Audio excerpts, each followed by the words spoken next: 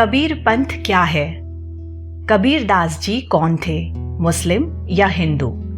संत कबीर साहिब एक महान संत, कवि और महान समाज सुधारक थे। उनके द्वारा जो पंथ या धर्म चलाया गया उसे ही कबीर पंथ कहा जाता है।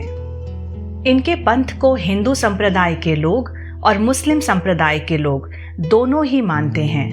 प्रारंभ में वे सूत काटते और कपड़ा बुनते थे। कपड़ा बुनते बुनते उन्होंने जीवन के अनमोल दोहों को ही बुन लिया, जो आज भी उतने ही प्रासंगिक हैं जितने उस जमाने में थे।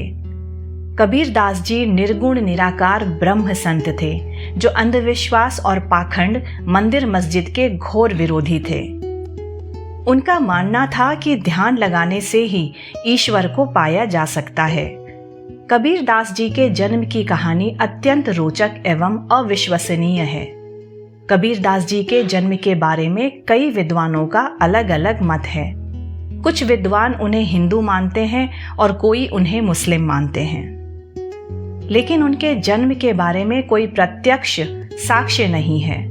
ज्यादातर विद्वानों का मानना है कि कबीर दास जी का जन्म 14वीं शताब्दी के अंत में काशी में हुआ था। एक बार की बात है, एक मुस्लिम परिवार नीरू और नीमा, जिसके कोई संतान नहीं थी, दोनों रोजाना ऊपर वाले से संतान की प्रार्थना करते थे। एक दिन वे तालाब से होकर जा रहे थे, तब उन्होंने कमल के फूल के ऊपर एक बच्चे को देखा। वे दौड़कर उनके पास गए। वो बच्चा हंसने लगा और हाथ पैर छटपटाने लगा, मानो जैसे वो कह रहा हो, मुझे अपनी शरण में ले लो।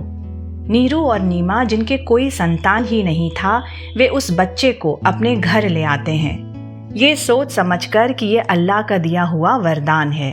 इस प्रकार माना जाता है कि एक मुस्लिम परिवार ने कबीर दास जी के पालन पोषण का कार्य किया। कबीर दास जी भी उन्हीं को अपना माता पिता समझने लगे। नीरू और नीमा ने बाद में कबीर दास जी को सूत काटना और कपड़े बनाना सिखाया। कबीर दास जी बचपन से ही आध्यात्मिक थे। स्वामी रामानंद जी को उन्होंने अपना आध्यात्मिक गुरु बनाया था। बचपन से ही उनके मन में ईश्वर को जानने की प्रबल इच्छा थी। जितनी रोचक उनके जन्म की कहानी है, उतनी ही रोचक एवं अविश्वसनीय उनके मृत्यु की भी कहानी है। उस समय लोगों में बहुत अंधविश्वास भरा था।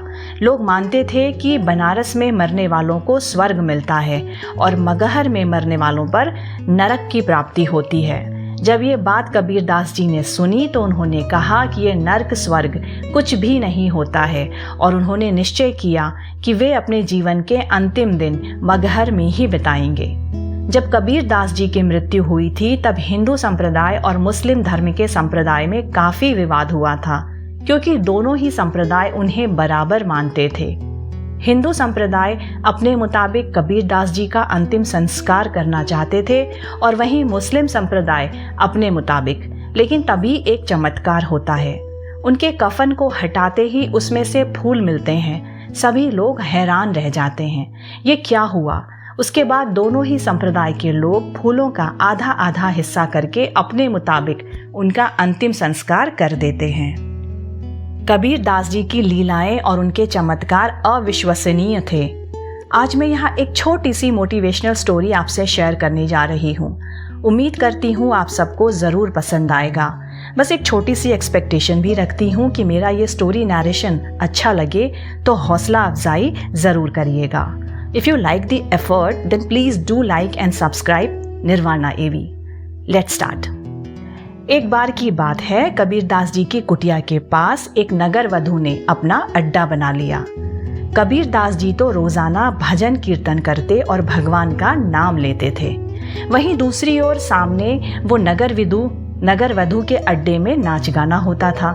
कबीर दास जी को ये बिल्कुल भी अच्छा नहीं लगता। वहाँ बड़े बड़े अजीब अजीब से लोग आया करते थे, जो गंदी गंदी बातें और हरकतें करते। नाच गाने की आवाज़ों से कबीर दास जी प्रभु के ध्यान लगाने में बाधा महसूस करने लगे। एक दिन कबीर दास जी उस नगर वधू के कुटिया के सामने गए और उसे बाहर बुलाया।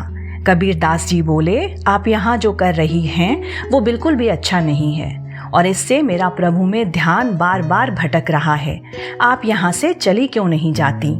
कबीर दास जी की ये बात सुनकर नगर वधू भड़क जाती है। वो ऊंची आवाज में बोलती है, ए फकीर, तू मुझे यहाँ से भगाना चाहता है? अरे समस्या तो तुझे है, तो तू यहाँ से चला जा।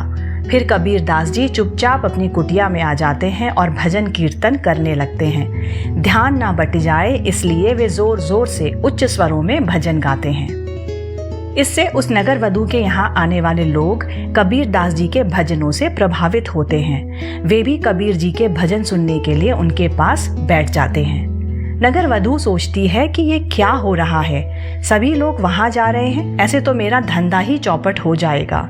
नगर वधू अपने लोगों के साथ मिलकर कबीर दास जी की कुटिया में आग लगा देती है।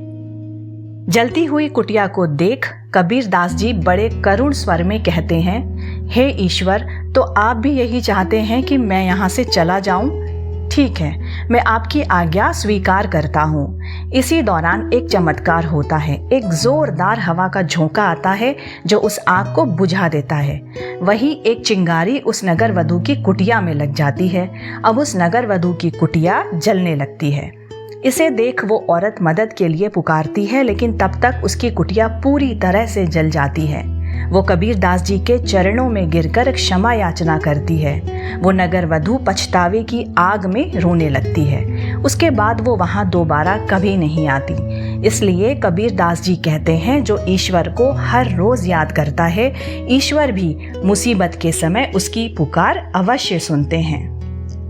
वैसे भी कहते हैं कि 100 काम छोड़कर भोजन करो, 1000 काम छोड़कर स्नान, लाख काम छोड़कर दान करो और करोड़ों काम छोड़कर प्रभु का सिमरन।